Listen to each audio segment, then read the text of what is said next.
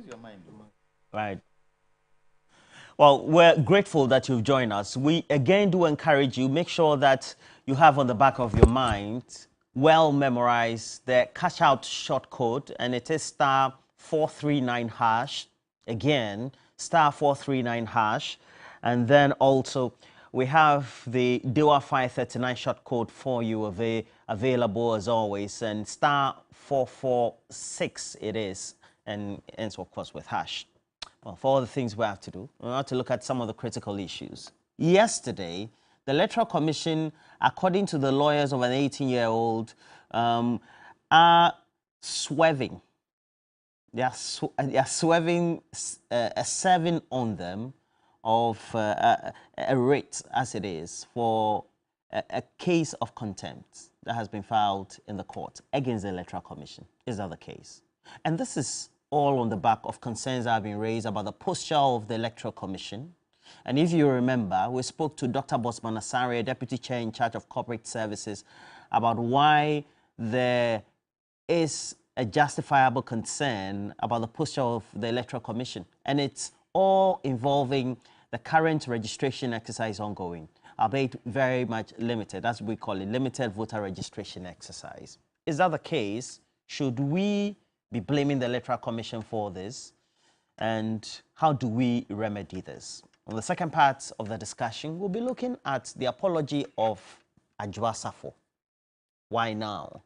Well, can we say by observation the consequence of Dom Kwabinya, and by extension, those delegates of the New Patriotic Party who will be going for that primaries to elect the parliamentary candidate for the 2024 parliamentary elections, will forgive him and elect her as the parliamentary candidate, of course, as an incumbent? Is that possible? I have Lawyer Kwame Jantua. He's right here in the studio. And good morning to you, Lawyer Kwame Jantua. Morning. How are you? I'm well. I'm well. And then also, I have just close by me, Kwesi Botre Jr., a member of the MPP's communication team. Thank you for joining me, Kwesi. How are you? Having me. I'm well. And then also joining us, Mr. Mahama, Godwin Mahama. Not related to the former president, are you? Not really. Okay. Yes. And also a communication person for the NDC. But, Kwesi, I would want to start with you, but before I do that, let me just do a recap of the story of what really the concerns are as we have compiled in this report. Bailiffs and lawyers for Precious Aita took over 2 hours to gain access to the Electoral Commission's premises. The court bailiffs were obstructed by security personnel. Contempt application, the rule is that the person who is a respondent to a contempt application has to be served personally. After trying to serve someone personally 3 times or more, if you are unsuccessful and subsequent service will be impracticable due to undue delay, then your only recourse is to apply to the court for substituted service of that application. The client, Precious Aita, had filed an injunction against the ongoing limited voter registration. The reason why she's evading the contempt service is that she knows with the contempt service, she will have no excuse when she comes before the court as to why she's continuing. Once you are served with the contempt process, the next step is that the court will jail you if you continue with the very thing that we are seeking to stop you from doing. But we can assure her that we are not deterred. We will go back to the court, we will get hopefully the court order for substituted service, and we will come back. So whatever she does, she can run, but she cannot hide. The opposition National Democratic Congress has argued that the Electoral Commission's actions could have severe consequences. The intervention-happy ECOWAS countries, they better act to stop civilian coup d'etats from happening. They shouldn't close their eyes on this flagrant disregard of the principles of democracy and rule of law, only to jump in when somebody overthrows that system. The limited voter registration ends on October 2. Now let's come to the discussion table and get this going. And Kwesi, what do you make of this? Is it that the Electoral Commission is supposed to be blamed for this, or is it just a normal practice, as you say? Thank you. Good morning to you. Good morning to Lawyer Jantua and my colleague Godwin Mahama, and to your viewers, my party national executives right to the polling station level. My mother, Madam Oboshi Saikofi, and everybody watching us. I think with regards to this matter, it's a very serious matter. Anytime the Electoral Commission comes to perspective, it's a very serious matter we should look at, because the Electoral Commission is one of our state institutions that is the pivot of our democracy. And so anytime we are discussing the Electoral Commission, we should be very circumspect and very, very careful when we are discussing the functions of the Electoral Commission. Well, and you agree with me that the Constitution is what created the Electoral Commission. The Electoral Commission, like the courts and any other public institution, is a creature of the Constitution. And the Constitution has provided for a framework on how the Electoral Commission should undertake its mandate. The Constitution clearly provides that the Electoral Commission is independent in performing its functions. The Electoral Commission doesn't need to consult the president or more or less any opinion leader before it may conduct its functions. But as part of to deepen its stakeholder consultations, I'm aware they do consider political parties and other stakeholders. However, all what has brought this matter is the limited registration exercise. And Roland, you agree with me that this is just a process that the Electoral Commission is using to register people who have just turned 18 years old. This is not a mass registration for, say, all Ghanaians. This is just for a section of Ghanaians. And so I don't see the reason why it has generated so much tension and so much, let me say, tension within the political system. Because, Roland, this has happened for several times. This is not the first time This is not the first time the Electoral Commission is conducting a limited registration exercise. They've done it for quite some time now. But this particular time, we find ourselves in an unfortunate environment because of our externalities and so many what have you. We've had 2 by-elections within a space of 4 months or 5 months. I mean, the turn of events at the Electoral Commission hasn't been pleasant, like they have always done. And so I think that political parties should allow the Electoral Commission do their work. What I am very concerned about is that the Electoral Commission has not breached any law in conducting this limited registration exercise, and let no political party think that the Electoral Commission can rig elections for anybody. I have heard the NDC say this limited registration is a mechanism for the Electoral Commission to rig elections for the MPP. I find those comments to be very unfortunate, very, very unfortunate and very sad for our democracy, because just in 2016, we had the former President, His Excellency John Dramani Mahama, telling Ghanaians that Electoral Commission cannot rig elections for anybody. And so from 2016 and 2023, what has changed? That anybody thinks that the limited registration exercise is a mechanism for the Electoral Commission to rig elections for a political party. Again, with regards to the contempt application, I have read and I have seen in the media that one Ayita Precious has filed. Ayita Precious has filed an application to injunct the Electoral Commission from undertaking the process. I don't know if the Electoral Commission has been served. I don't know for a fact. Roland, do you know for a fact if the Electoral Commission has been served with the injunction application? Sorry. Do you know for a fact? Well, clearly, all attempts to make sure that any other suit is served to the Electoral Commission failed. No, I'm not talking about the contempt application. I'm basing my observation on its reluctance to be able to open its doors, to get onto the compound, to be able to get it served. Right. And that by inference also means that the posture of the Electoral Commission is to make sure that the Commission puts that hindrance there, not to be served.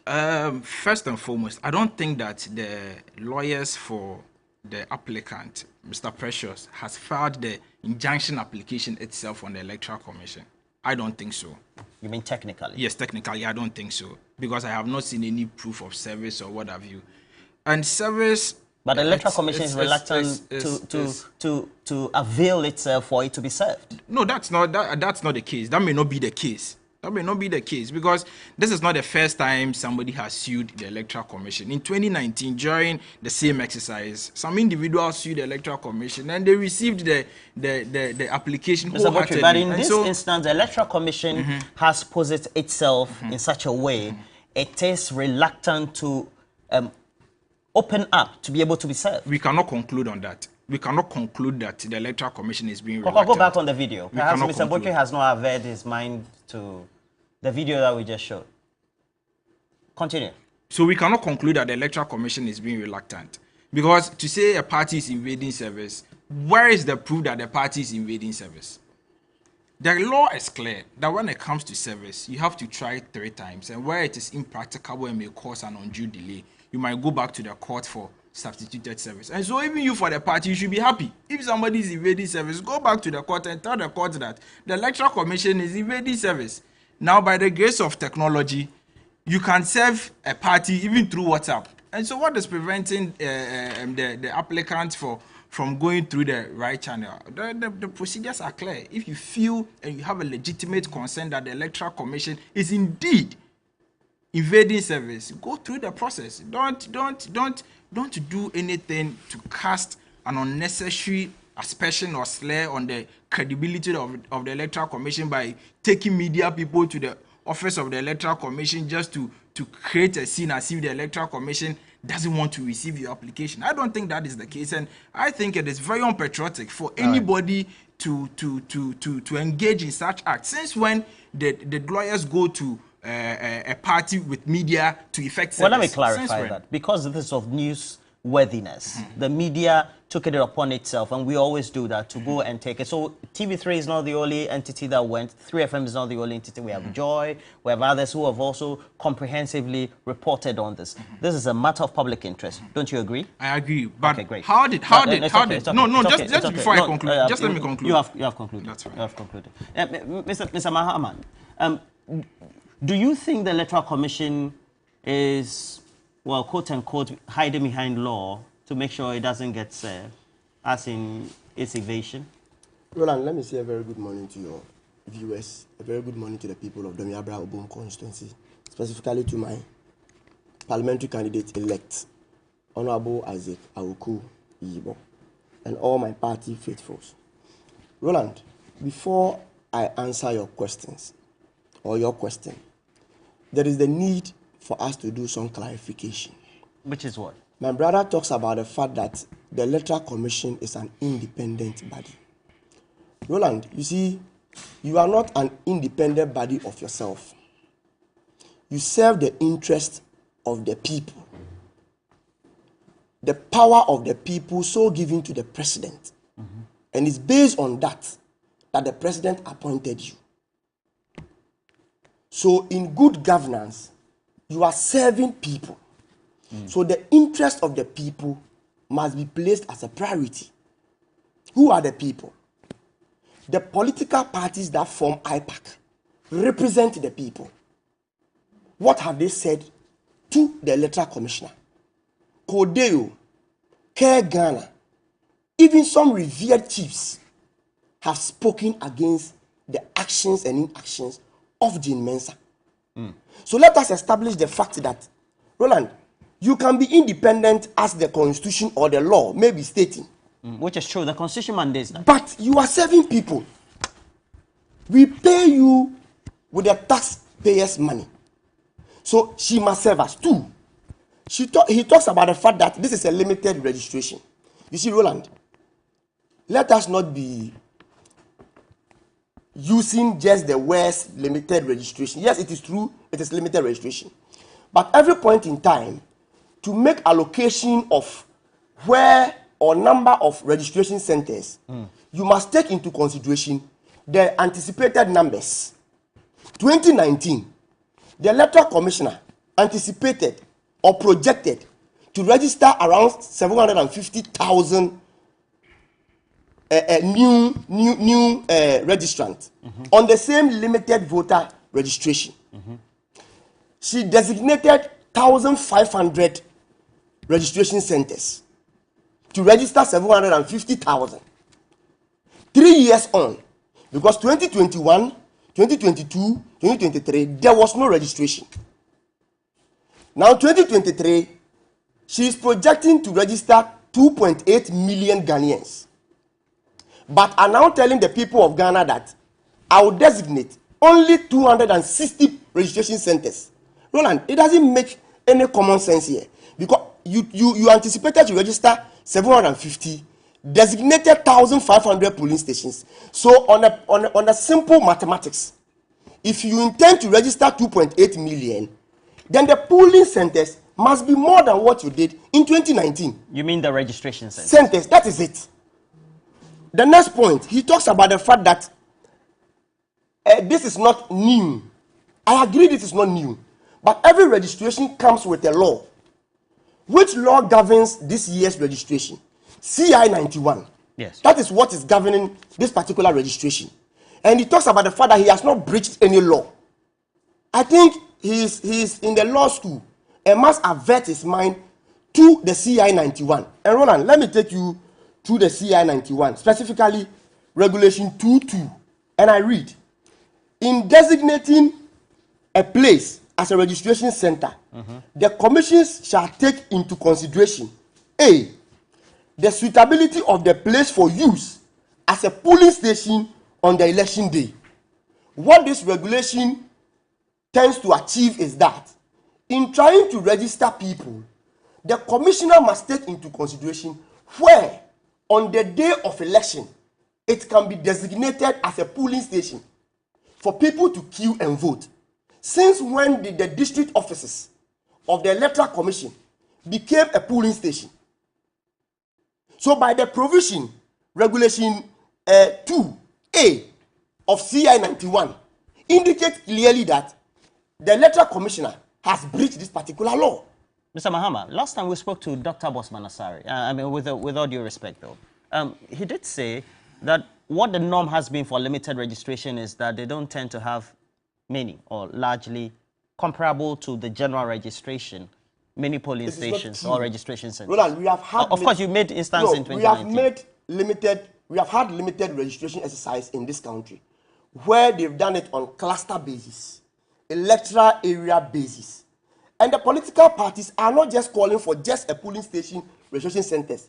We have also opted for even if the polling station centers are too many for them, they can opt for the electoral area system, which we've done before.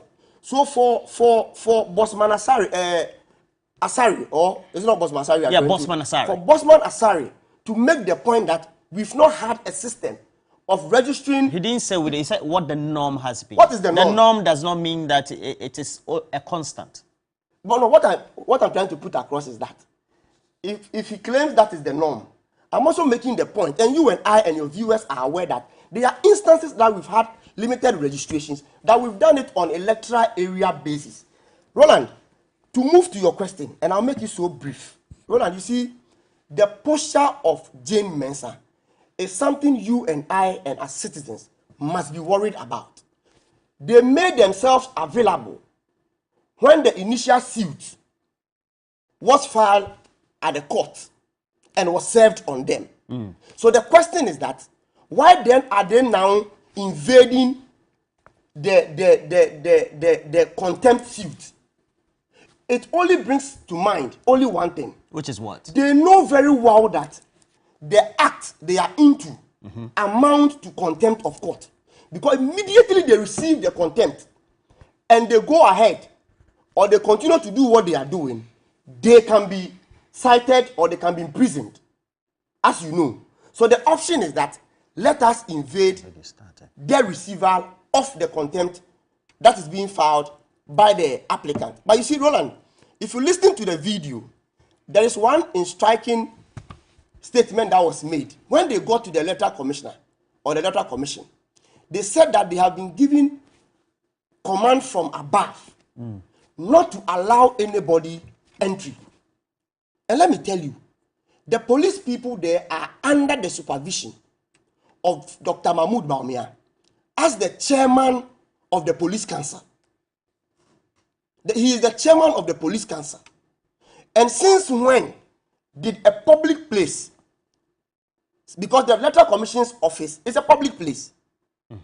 A bailiff who has an official duty to serve a contempt application to the Electoral Commission is now being told that order from above, we should not allow a public officer to enter a public premise. I just draw one conclusion. Which is what? You see, Roland, the attitude of the government of the day, the MPP government, being in bed with the Electoral Commission to perpetrate this hardship on the ordinary Ghanaian, our young brothers and sisters who have just turned 18, and looking at the economic hardship, look at where inflation rate is. Look at how things are so hard these days. Transportation fare, lack of jobs, and the only thing the Electoral Commission with the MPP could do to the citizens that will queue and just to determine who becomes a president in 2025 is to subject these young ones into this hardship. Well, and see, my constituency is Domiabo Obum constituency. I share boundary with Adaiso. I share boundary with Nsawam. And imagine, and we also share the same municipality with Botiano English Amanfrom. And where is the district office? The district office at Weja SCC. Where? Weja SCC. And due to this activity, a young child, 18 years, a young child, 19 years, would have to travel from Adaiso to SCC just because he or she wants to acquire a voter ID card. What kind of wickedness is this? Okay. The government and the Electoral Commission must make themselves available to receive this contempt if indeed they know very well that they are acting according to the law. If not, there is no conclusion to draw than to say that they know very well that their act is against the law. All right. Now Mr. Jantwa, at the end of the day, we know the Electoral Commission, when the NDC was having its presidential primaries, also did announce publicly or respond to many of the questions whether it will still go ahead with the process or wait for the injunction that had been filed in court. And it looked like it had set a precedent where it says it was going to wait. And even this was just a matter of public record as being recorded in the media. What do you say to this in response to its posture of evading this service? Good morning to our viewers. Good morning to my fellow panelists. May I make a correction?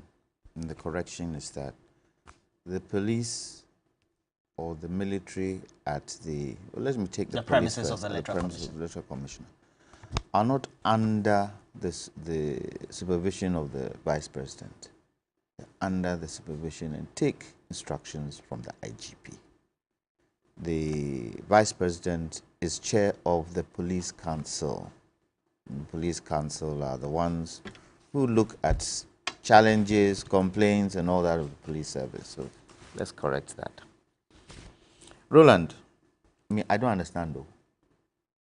Which don't you? I don't understand what is going on. I don't. First of all, the NDC, the CPP, the APC, the LPG, the GCPP have gone to court about this. 2, a citizen of Ghana is taking the Electoral Commission to court on the same issue. What is the wahala? Is it the independence of the Electoral Commission?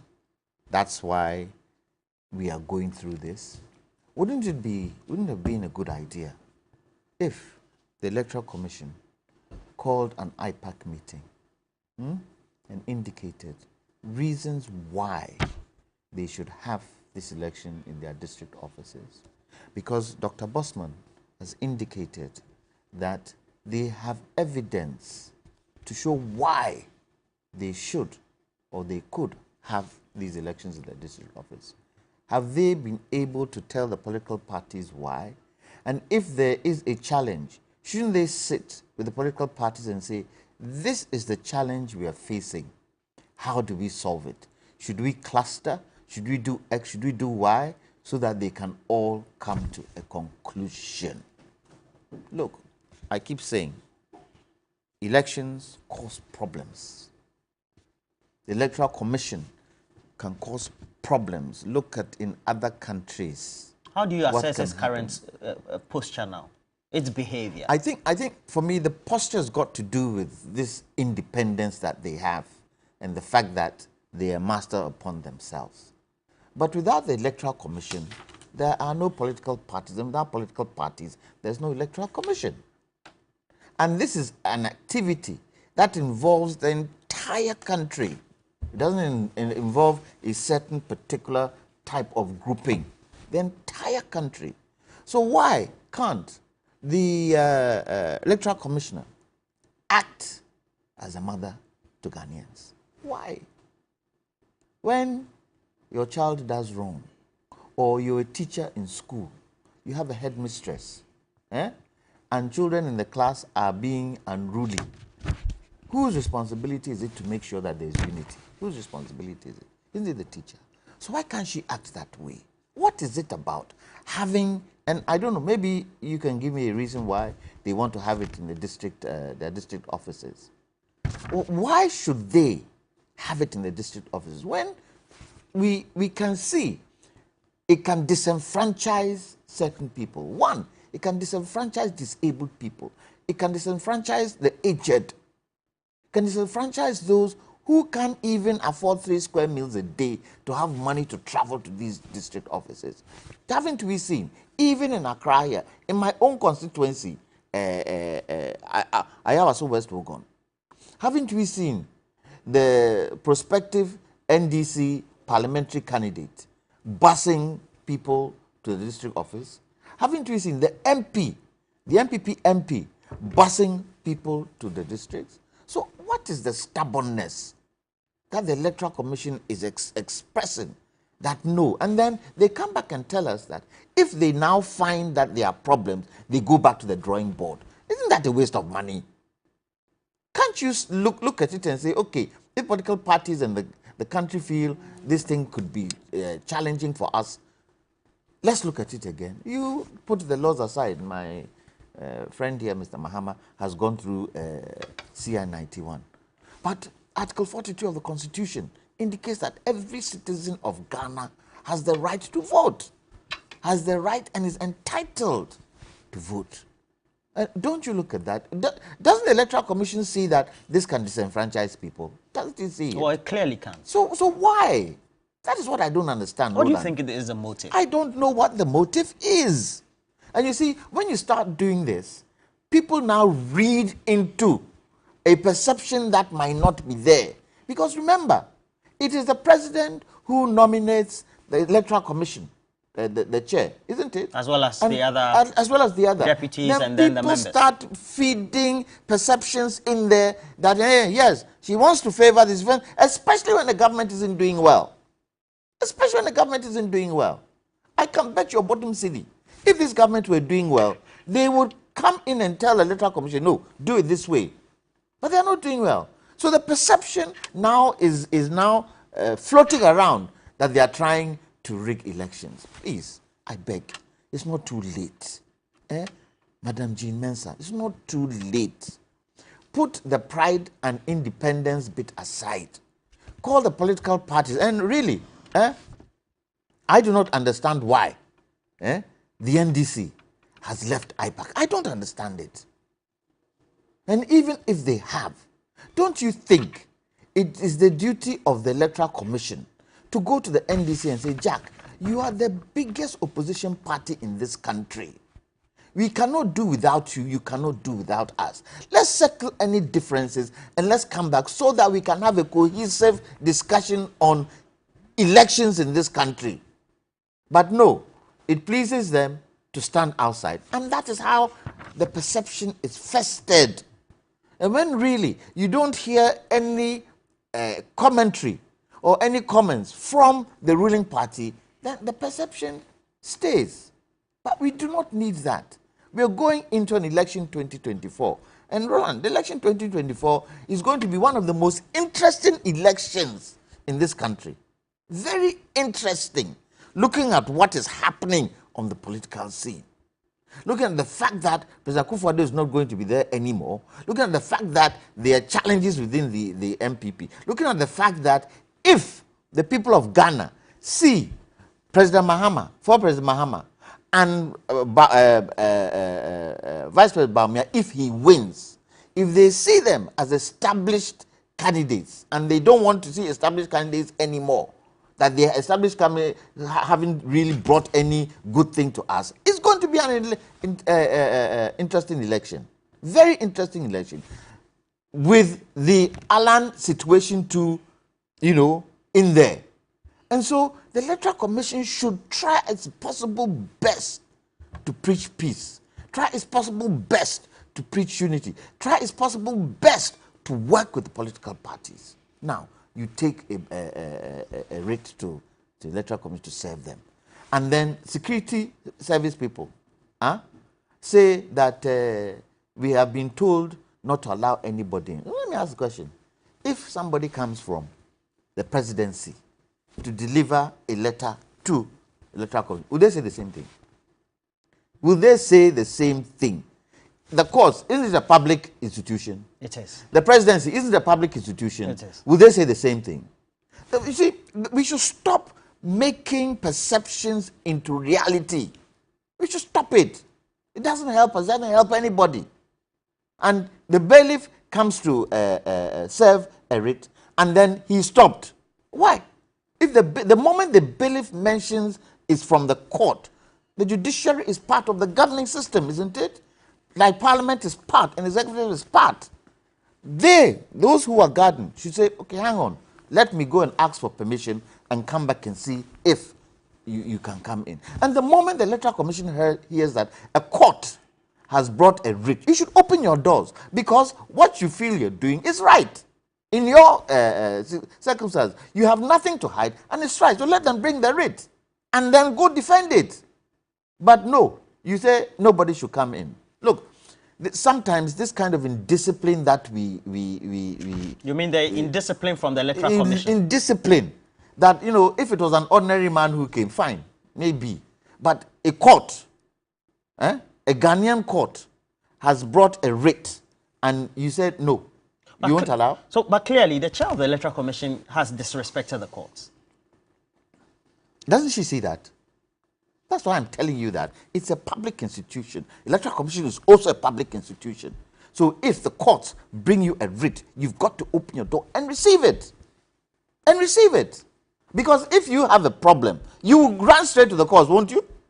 If the Electoral Commission right now has a problem, won't it run to the courts? And the court is serving you. Go and explain yourself in court for everybody to hear. That's why the courts are there. But then you create a certain scenario, a certain perception that you are master upon yourself, and so you won't even take a writ in. It's wrong. It has to stop. Now, Mr. Botwe, at the end of the day, it looks like there seems to be some level of collusion between the ruling party and the Electoral Commission. What do you say to that? Thank you, Roland. Before I come to that point, I would also want to take an exception to what my colleague Godwin said, that the vice president, because he's the chairman for the police council, is more or less the one preventing the police, who has instructed the police to prevent the bailiffs from serving the Electoral Commission. I find that comment to be very, very infantile and very unfortunate to come from a person like Godwin Mahama. It's something that we shouldn't take serious. And Roland, again, when you look at CI 91 as amended by CI 126, there is no regulation in the said CI that obligates the Electoral Commission to register or conduct the limited registration exercise in the electoral areas. The regulation is clear that the Electoral Commission shall so direct on how they may want to conduct the limited registration exercise. And so if somebody says that the CI mandates the Electoral Commission that they should by force conduct the limited registration exercise in the electoral areas, that's not true. And again, well, let me make this point categorically, that there's not the NPP, we are not defending the Electoral Commission. The NPP is not a PR institution for the EC. The NPP is not in any collusion with the Electoral Commission. What the NPP is for is that we are for a credible register. The NPP is against a register that is bloated, a register that is a register that is made up of fraudulent names, a register that is incapable of conducting a credible election in 2024. That is what the NPP is against. We are not in bed with the Electoral Commission. NPP will stand to gain nothing from being in bed with the Electoral Commission. In any case, in 2019, when the Electoral Commission conducted the limited registration exercise across about 2,000 electoral areas or registration centers, the NPP won the election with over 500,000 votes margin.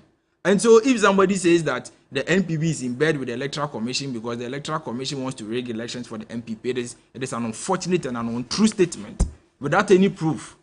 Again, Roland, it is important that we posit that the NPP's position on this matter is that all Ghanaians who are qualified and eligible to register must be given the access to register in order for them to exercise their civic rights to vote. That is the position of the NPP. However, like Dr. Jantua said, if the NDC has any proposition, they should go to IPAC. Since 2019, somewhere around 2019, the NDC has failed to attend IPAC. If you fail to attend IPAC, how do you expect the Electoral Commission to accept your recommendations and your opinions about their performance or how they perform their duties? So you're saying that because they are not IPAC, they should go to IPAC. They can't comment on the electoral process. They should humble themselves. Because at this same IPAC meeting, Mr. Botwe, it was indicated from my sources from the other political parties, including the CPP, the PNC, etc., that it was not agreed by way of the modalities that the Electoral Commission is using to deploy for this limited registration exercise. All they are seeing is this current deployment and the current way of undertaking this exercise. That's an affront to what had been agreed before IPAC. It clearly also indicates that the Electoral Commission really doesn't respect IPAC in a way, by way of the decisions that are agreed on. We cannot conclude by saying that the Electoral Commission doesn't because respect it looks IPAC. to be only the NPP is happy. No, we are not happy. Nobody is saying, have you seen any press release from NPP or our General Secretary commending the Electoral Commission that we are happy? Have I commended the Electoral Commission? You're here affirming. I'm not affirming. I have just told you the position of the NPP that we are in for a credible register. The position of the NPP is that all eligible registers should be given the access to register. What the NPP is against is that we do not want a register which has been bloated, a register which cannot deliver us a credible election. That is what the NPP is against. Roland, let me just make this point. Let me make this point before you come in. Respectfully. You added to my question. You made an earlier allusion, of course, referencing the CI 91. Right. So you go to section 2, it does indicate, and you're saying it's not obligatory. Yeah. All right. It doesn't indicate that the exercise should be undertaken in electoral areas. But at the same time, in the use of the CI, and we go to section 2(1) and A, the Electoral Commission shall designate, shall, you're a student of law, right? Shall. Shall means what? Please conclude. Read the entire provision. Respectfully. Respectfully. No, I want you to. No. I'm not saying I'll not answer. I'm not saying I'll not answer. No, shall. I wanted to get because you are the student. No, read the provision in its entirety. Respectfully. So, shall designate registration centers for the purpose of registering voters. And B, please. And B, may designate any place it considers appropriate as a registration center. And so that is may. Yes. So it's not obligatory. Of course. In terms of the designation. So the A talks about the fact that the Electoral shall Commission designate registration center for the purpose of registration. Now the question is, has the Electoral Commission... Let me finish. Now, in 2(a), it says, in designating a place as a registration center, Mr. Butcher, are you listening? I'm listening. The Commission shall take into consideration, A, the suitability of the place for use as a polling station on election day. Okay. And the accessibility of the place to prospective applicants for registration. Would you say, based on the provisions we've already indicated above, that the place that has been designated for use as polling station day are being used by the Electoral Commission for this registration exercise too? that the place is accessible to prospective applicants for registration. And if you do a demographic analysis of the prospective applicant, we have those who are physically challenged, those who, by way of their income levels, may not be able to afford transportation to places of registration that are long distance, etc.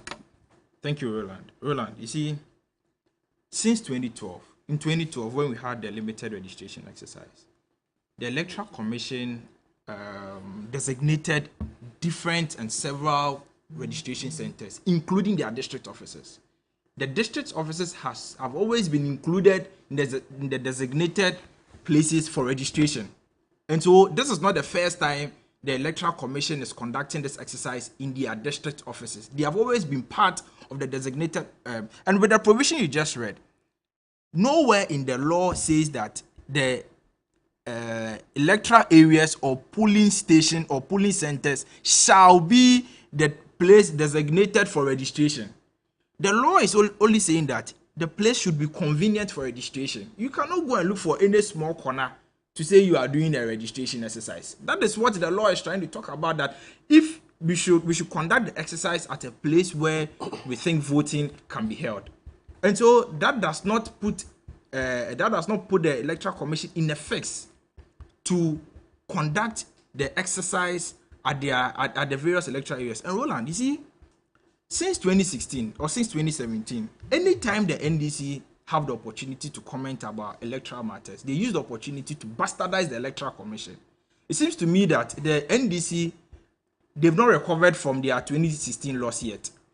And that is why at any given opportunity, instead of expressing their concerns legitimately, they rather tend to use the opportunity to bastardize the Electoral Commission, to dent the credibility of the Electoral Commission, and to cast unnecessary aspersions and insinuations against the Electoral Commission. And I find it to be very unfortunate. Very, very unfortunate. Because even in 2016, as I learned, even in 2016, you find the flag bearer of the NDC, who was then President Mahama, tell Ghanaians that the Electoral Commission cannot rig elections for anybody.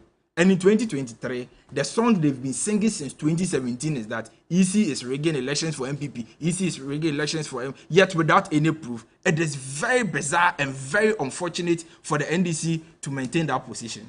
Well, Mr. Mahama, at the end of the day, we know that in 2020, in the name of COVID, borders were closed for the registration exercise. It also means that a number of Ghanaians did not have access to the register and subsequently could not vote in the election. And now we're told that with only a center, you have to travel far and wide and to get to this center. Yesterday, for example, our correspondent in the northern region did experience a high turnout and then a slow process in the pace of the registration process. That Roland, should be a concern to everybody, right? Roland, it's a concern to the NDC. It's only the MPP who are not much interested in the issues you have raised. Roland, they said action, they say, speaks louder than words.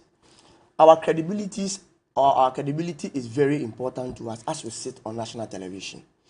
You do not need to openly say, I support the actions of the Electoral Commission before one can draw the conclusion that the MPP are in bed with the Electoral Commission. Why? From the beginning of his submission, he says they are not in bed. I'm coming. From the beginning of his submission to the time he ended, there is all indication that he is in support. How? That's untrue. I'm saying that from the beginning of his conversation to the end, all allusion has been pointed to the fact that they are in support of the act of the Electoral Commission. Why? The NDC has stated their position. The other smaller parties have equally stated their position. You ask yourself, why has the MPP not officially stated their position? Silence they means consent. My next point, Roland, on this issue is on the fact that lawyer Jantua and my brother raised the point that we must go to IPAC. Lawyer Jantua, what is the effect of a political party attending IPAC when the very reason why the IPAC was established is not being adhered to? You got to The political parties, in the absence of the NDC, Speak to me, went to IPAC J. Mensah came to inform them of how and the modalities they are going to use in this limited registration. They spoke vehemently against the proposal, including the NPP, just for them to realize in less than 24 hours that the very thing that they spoke against is the same thing she is doing. So this comes to vindicate the NDC of the nature and posture of J. Mensah. So what you and I, Lawyer Jantua, and well-meaning Ghanaians should be doing is just to talk to the Electoral Commissioner to continue the very principle that her predecessors has built before she took over. Not for her to turn IPAC into just an information center. She just sits at the comfort of her home, think about whatever she wants to do, and just come to inform them. She turns IPAC into what?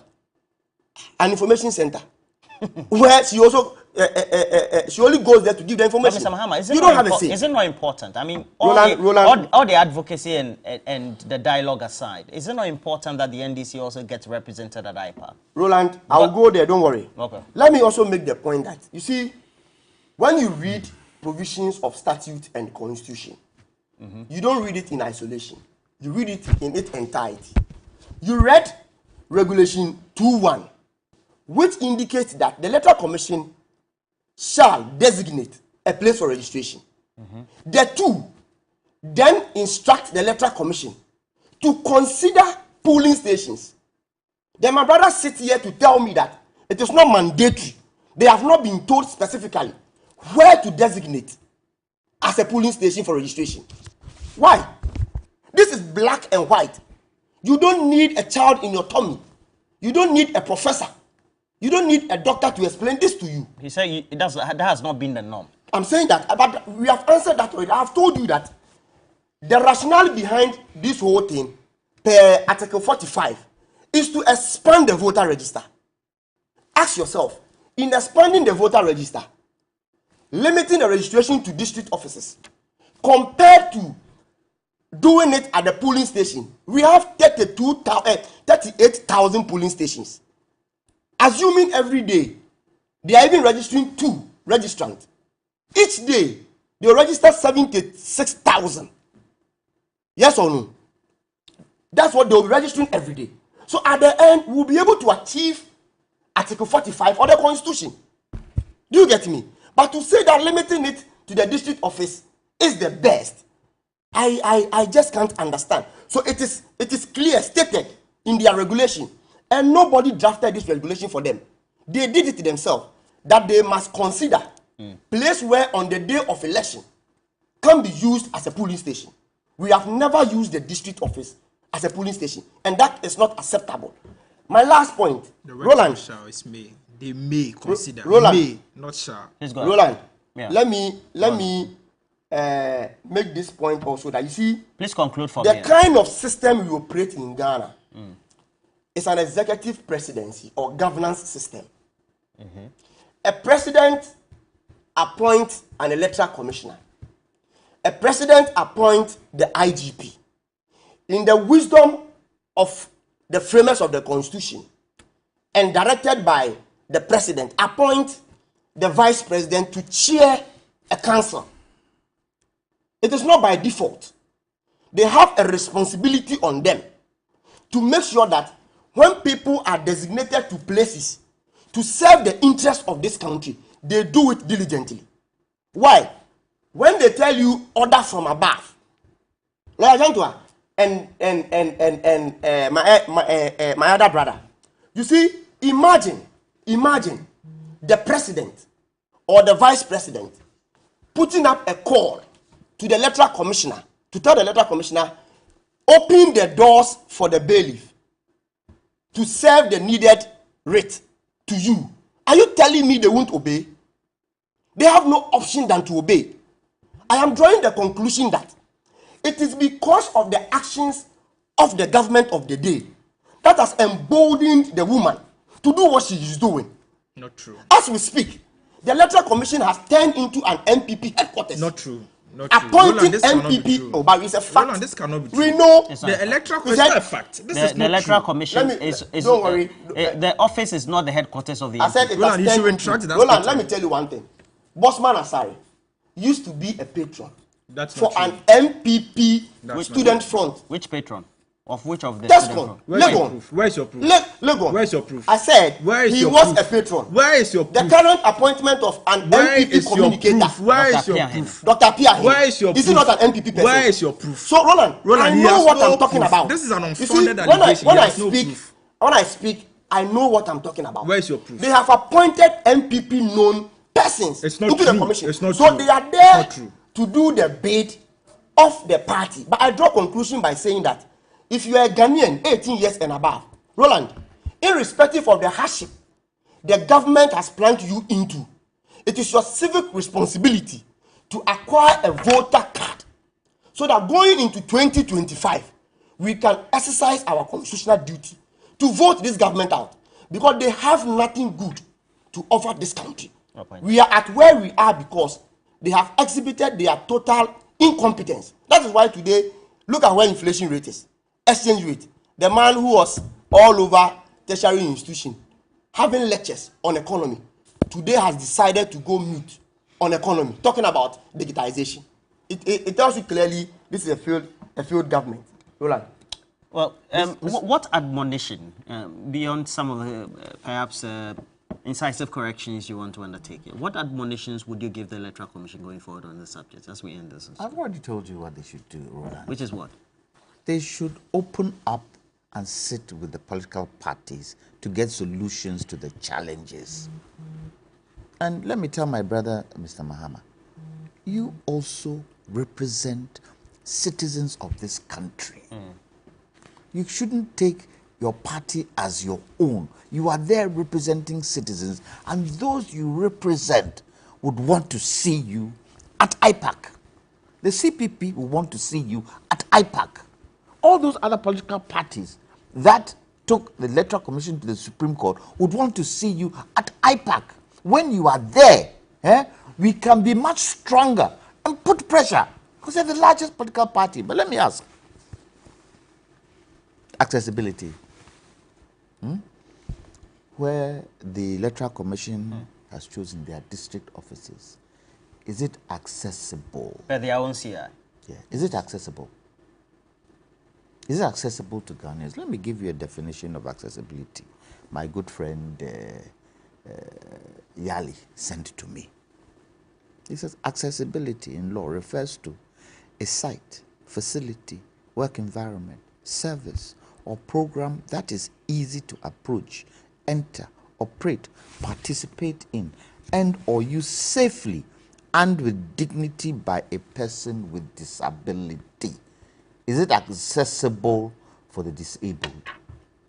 And accessibility doesn't mean, oh, there's a door there so you can walk through. Is it easy to get to?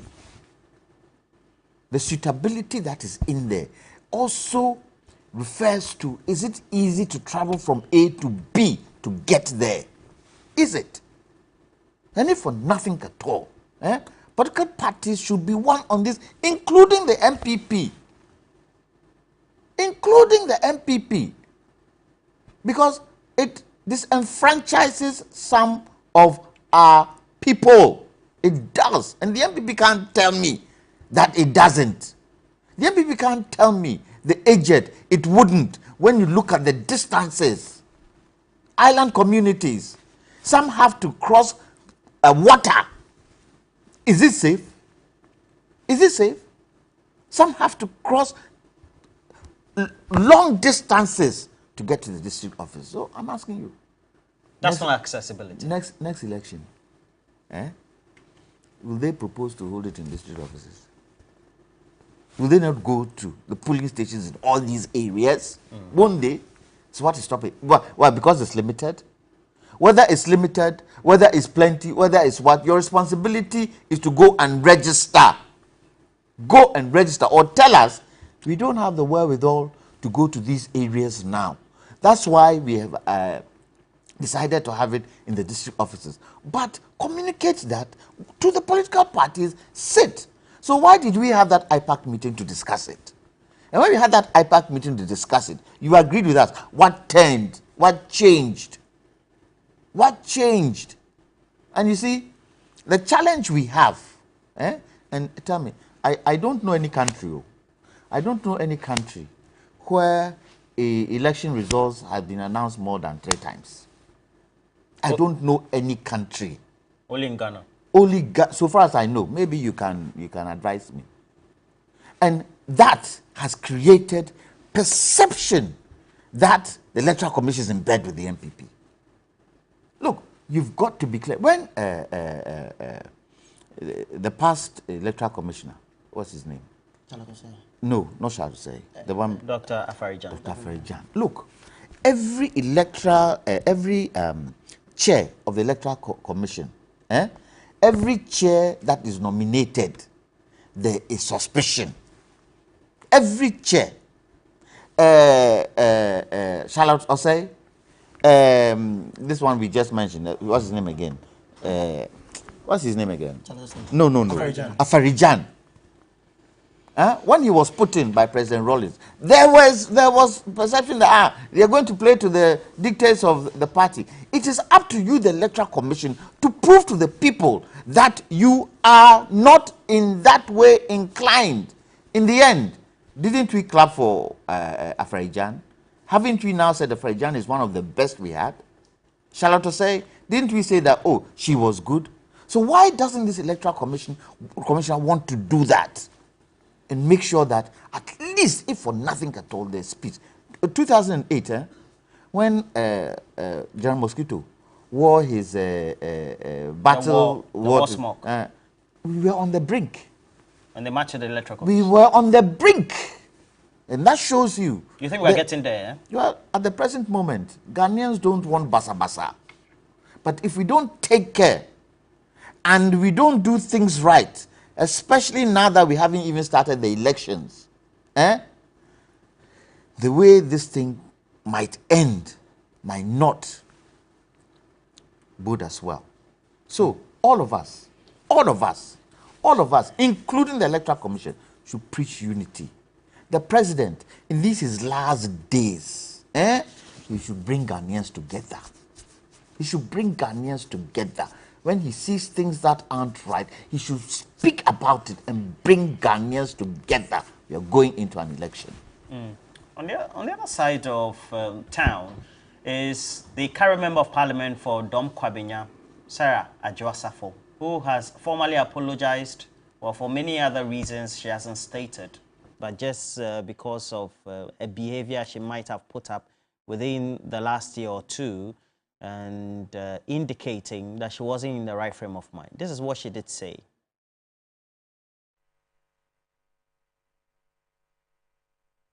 Three-year moratorium.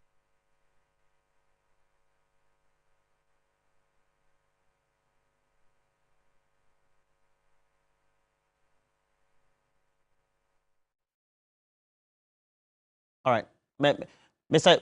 Jantua, what do you make of Sarah Adjoasafo's apology video? I don't know why it's come out at this time. I don't know the kind of conversations that have gone on that have now gotten her to make this video. But the most important thing is, what do her constituents think? Has she been able to serve the constituency well?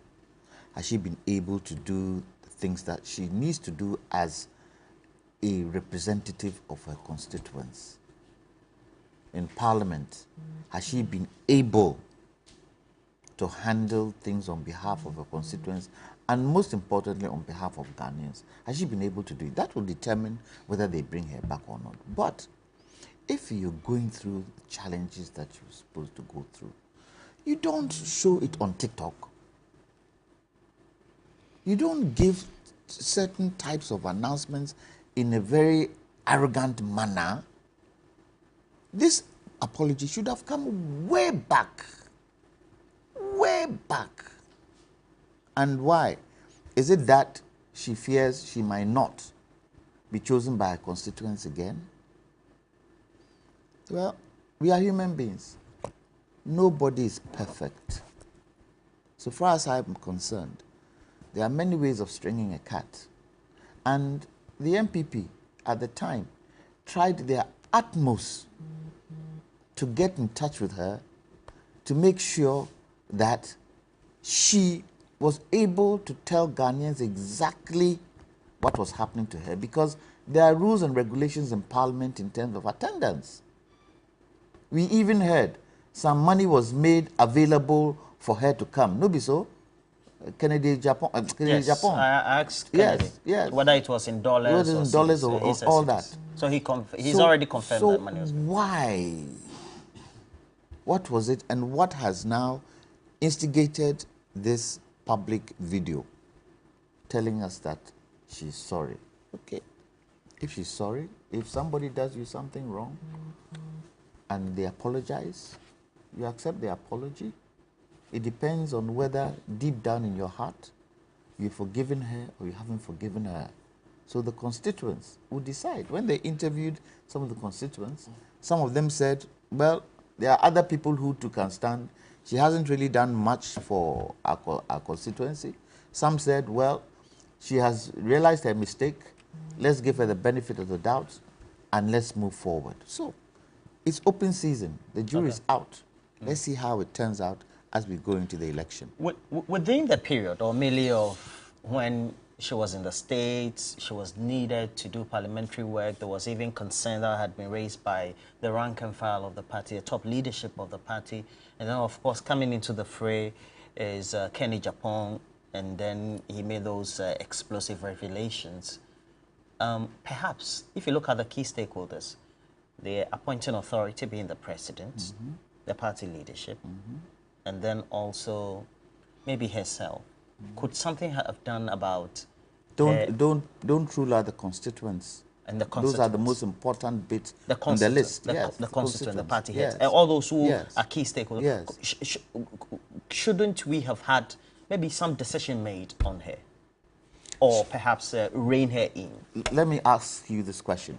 If this video she's put out, if she made it then, wouldn't it have had a positive impact on the situation she was going through?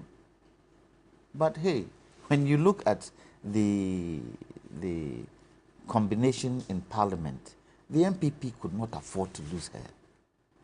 They could not afford to lose her because of the numbers.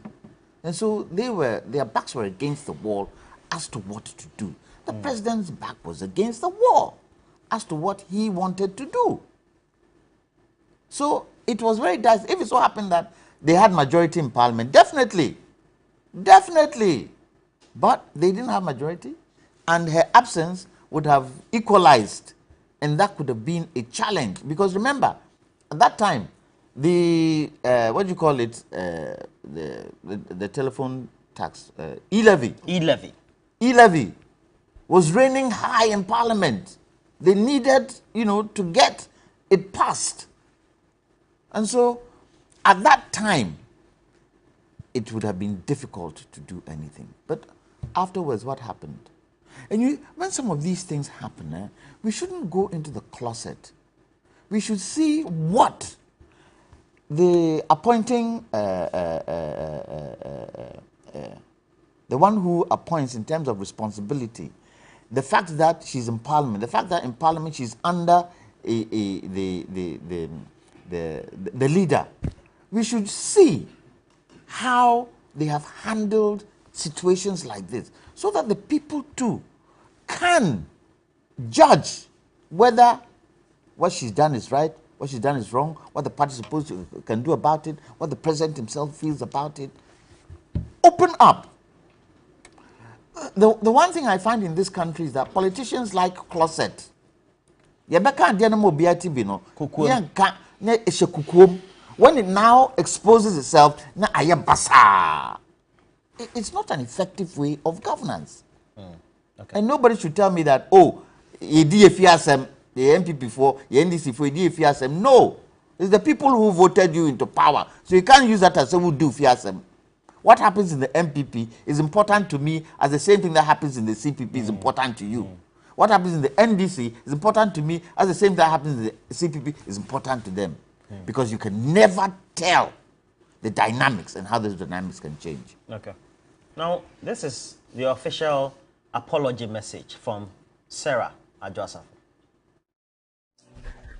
Me pesa me fa kwenye iso ɛde ɛkyɛw pa kɛseɛ ɛde ma me party for the New Patriotic Party ɛne party mpanyinfoɔ yɛdi kan mampanyin Nana Adodankwa Akufo-Addo na bɛdi akyire the Vice President yɛ maame the Chief of Staff Honorable Frema Osei Opare, Majority Leader and the entire leadership of Parliament. Minianom Emranshebedwafo Majority Caucus. Me pese me fa kwenye so epamu nyina chew. Enwe bi a etwe mu. Eniye bi a efiri me ho ebaye. Ese me sira mo se enye ni da ho ena enye madwimu na mesi ne pi. Sesebe me de monim betwitwiri fom. Eniama bebre na ekɔ so ɛwɔ mabrabɔ mu ɛne mabusie mu. Me fa akwanya so de Nyankopɔn din sire mu nyinaa. Me regional executive Greater Accra, the constituency executives are Chairman Bonsu Eda Anu, the headquarters of New Patriotic Party, the General Secretary, and the National Chairman, any Wapamfu Nina, the Pamunina Cho, supporters, sympathizers, Amunina Modo Party, no, Anamodomi, a Wabishi Mukesie, a Wayan Pesia Nimuno, the Pamunina Cho. Yes, be mon family bonny and chemmy. Sabin pennyful baby says, so ba a jan and I go on now soa.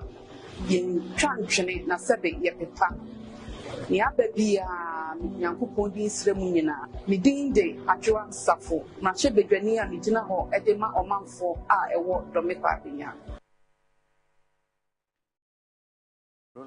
So essentially all that she's saying is that for the rank and file of the party and the constituents, she apologizes. She was not in the right frame of mind within the period. I just want to count you for the last word. But Mr. Botry, how is this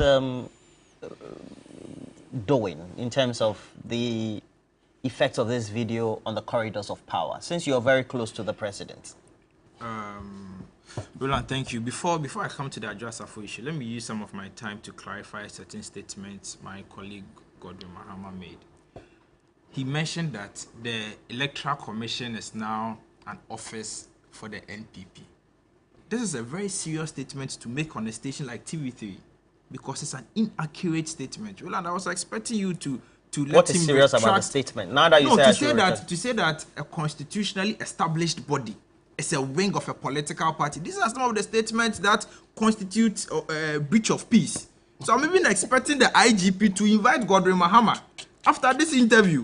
Because how could you say? Haven't you people said something? No. How could you say? How could you say the Electoral Commission is a wing of a party, a political party? So Dr. Jantua, you've been going for IPA. Have you ever seen the NPP's flag at Electoral Commission? When Charlotte said, no, Dr. Jantua, I'm asking you a question. Have you ever seen the NPP's flag at Electoral Commission's office? Let's stop this. And again, political parties do it, please. And again, Dr. Jantua mentioned that there is a perception that the NPP is in bed with the EC. I think if there is any such perception, that is an unfortunate perception because that perception can also not be correct. Because the NPP is not in bed with the Electoral Commission. I have told you the position of the New Patriotic Party on the limited registration exercise. I'll come to the address, but these are very pertinent issues. And again, on the issue that NPP has appointed its cronies to the Electoral Commission, it's another unfounded allegation. Godwin Mahama failed to provide even a piece of evidence to substantiate that Dr. Appiah-Ahene has been a former. Where is the appointment letter of Dr. Appiah-Ahene being appointed as a patron of any NPP institution? Where is the appointment letter? Show us the Appiah-Ahene. Show us the appointment letter. There is no such evidence. There is no such evidence. And so, Roland, when we get the opportunity, let's not use the opportunity to put dust into the eyes of Ghanaians. It is unfair. Let's not take Ghanaians for granted. It's not cool at all. On the issue of Adjusafo, I think to err is human. So she has apologized. I think it is for the leadership of the New Patriotic Party and for the government to take a decision on Madam or Honorable Sarah Adjusafo.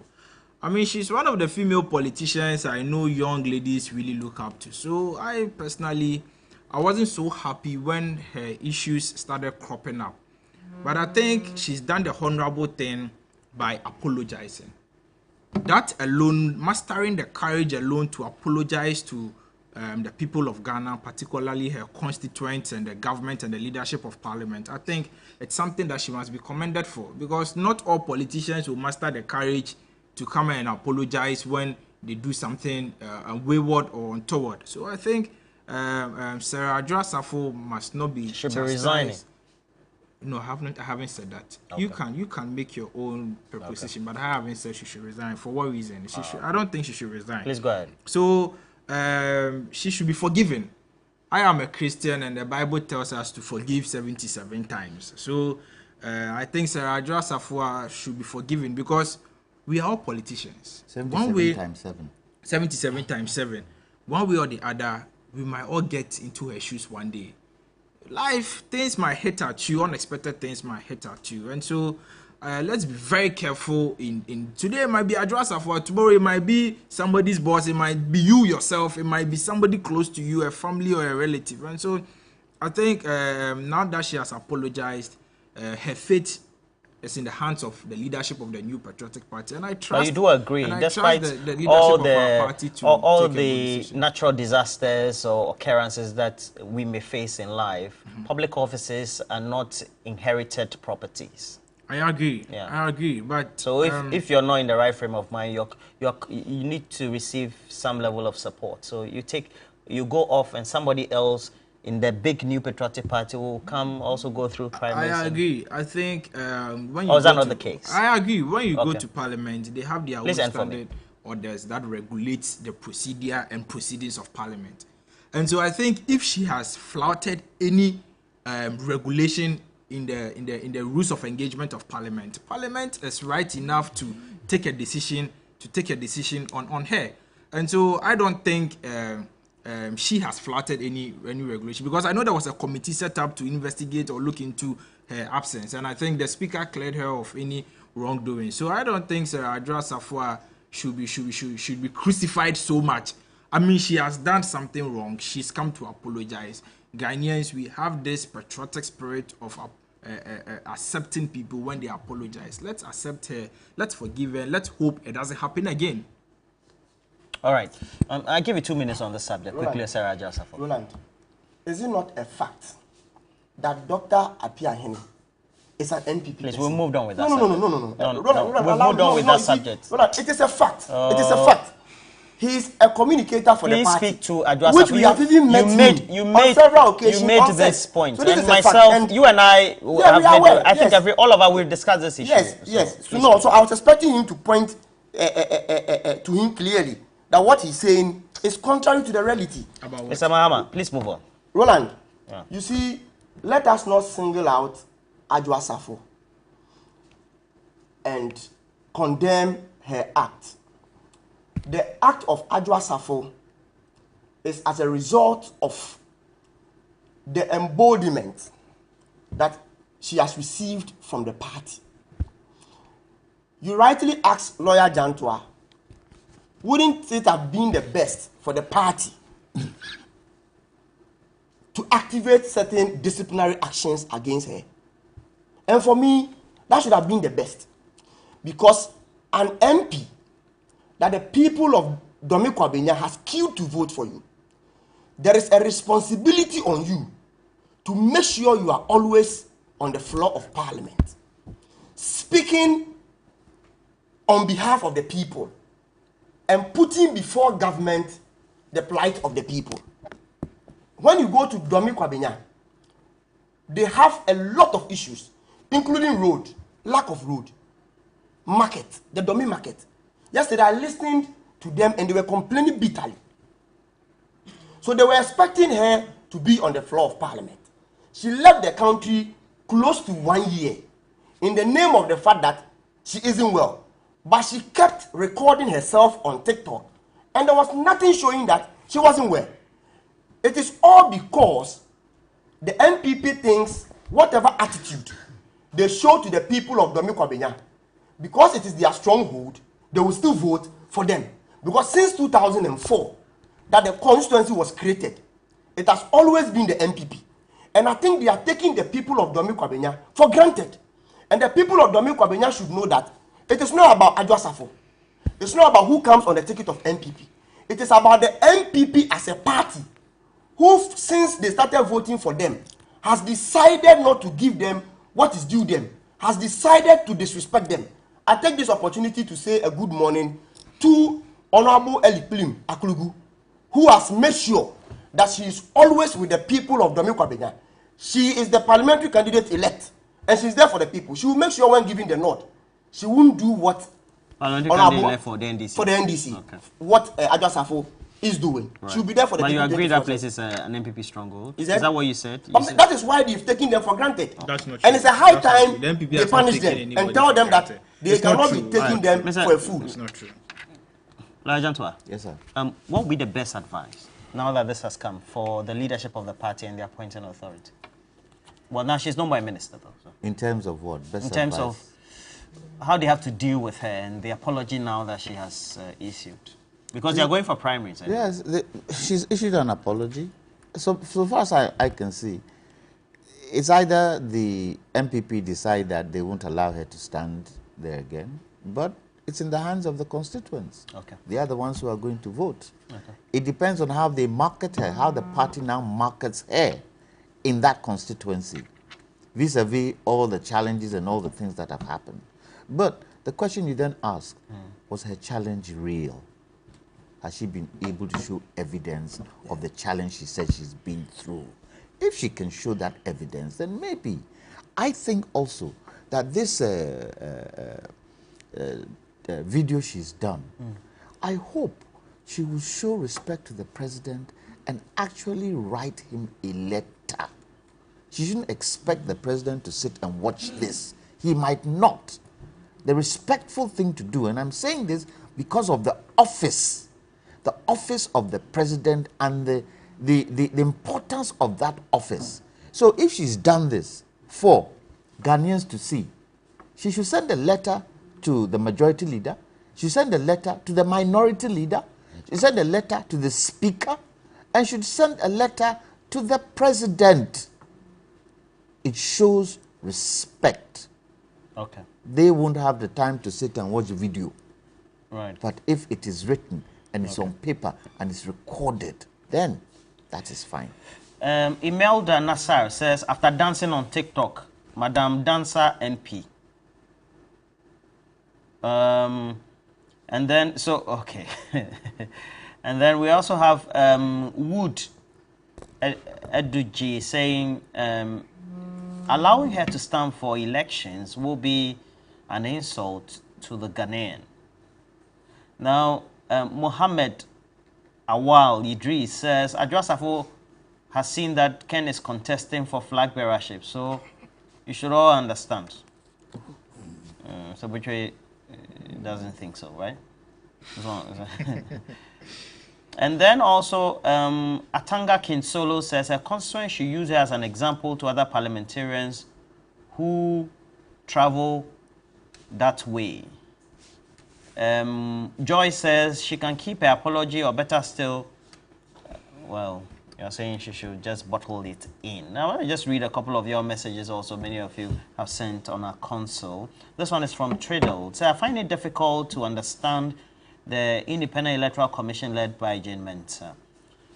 These are some of the attitudes I expect the ECOWAS to be talking about, not to sit and only talk when there's a coup d'etat, because the attitude of the EC is simply calling for chaos in Ghana. Triddles. So I have this one from Triddles. I have a couple also from Tio Adai. I have this one from Edem. Roland, please ask Lawyer Jantua if the decision of IPA is strictly binding on the EC. No. He says no. Now, Emmanuel Akolo says, tell the MPP communicator that he should come and have a look at the small space of the EC at Tema Community 4. The space has been allocated to both Tema East and Tema Central. The EC's facility is like a one-bedroom self-contained. If it rains, everyone has to disperse. Musa Abatwa in Aswansi, if indeed ECOWAS have agreed to monitor what's happening in Africa's democratic system in order to stop insurgents' interference, they should also caution Ghana's Electoral Commission. Musa Abatwa. And then I have lawyer Sampi Yale. What difference will it make if the NDC goes to IPAC? The EC does not respect the courts and even Parliament. Just look at them evading service. Prince Ahmed says, this MPP man, there should not, should show the situation ordinary Ghanaians are going through. He's talking about credible register. And I have Mike Aflu. He says, has the MPP read the Ejapade document? That is the MPP man. Has he read the Ejapade document? You know about the Ejapade document? I don't know. Okay. He shouldn't sit there and stupidly say there is no grand scheme to disenfranchise voters. I think I need to go and learn some slangs. My English is not English in this morning. I want to know, is the EC for the management of the institution or is the people and state of Ghana? That's Seidu Salaga. Can we do cash out? So we're doing cash out this morning. I have Rami Hassan Kafil in Sakomona Estate. Please ask the MPP communicator in your studio, is he in doubt of the provision in CI or the provision just doesn't make sense to him? And now let's do cash out. 3, 2, 1. And the first draw is 0550-646. And we do have, please make sure that you cash out with the short code *439#.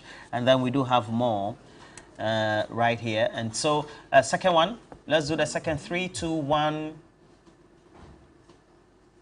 Cash out. Okay, so we have 0547666. Oh, I love this number. I love this number already. Okay, so Prince Derek J says, okay, that's you love. Now let me read this before I go or break. Blueprint, right from Esikado Kitan. The time for Honorable Ajo Asafo to render the apology has elapsed and is long overdue. But as it stands, forgiveness is too late. But one thing is clear, that forgiveness is available only if there is genuine repentance nonetheless. And this one, he says, greetings to Honorable Charles Bissell, the incoming MP for Esikado.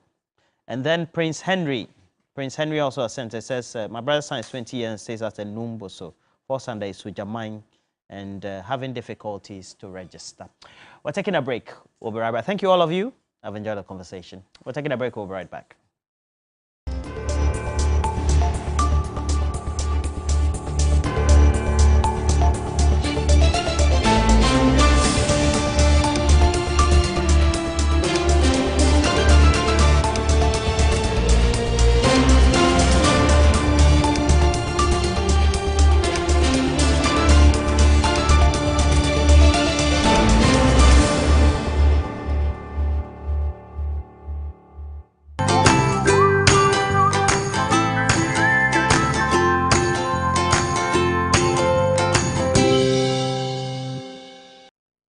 Of the week, place bets and hit the jackpot.